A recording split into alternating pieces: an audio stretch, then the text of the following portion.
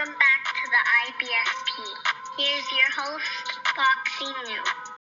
Bud Crawford versus Chris Eubank is fake news. Look, let's break it down honestly and objectively as possible. And Brian "BOMAC" McIntyre, Terence Bud Crawford's trainer, has come out and stated that all the talks about Terence Crawford versus Chris Eubank Jr. is fake news. He said they would be willing to sit down and discuss that fight, but as of right now, that's fake news. They have no deal. They have no agreement. So when Chris Eubank made a post with Terence Crawford and him stating that that was going to be the fight that they were going to be fighting next, shutting everybody up, that's the fight he's going to take, it was obviously clout chasing, misleading, lies. So all the reports of Terence Crawford versus Chris Eubank is fake news. Chris Eubank is pushing that as well.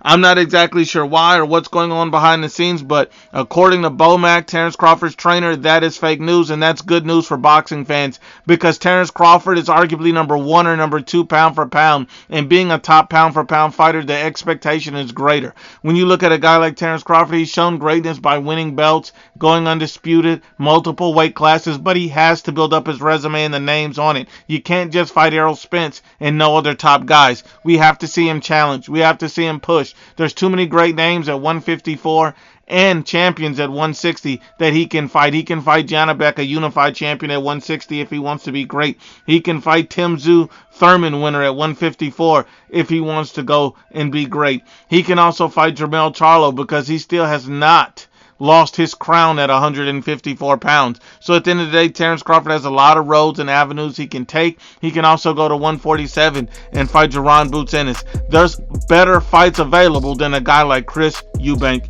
Jr.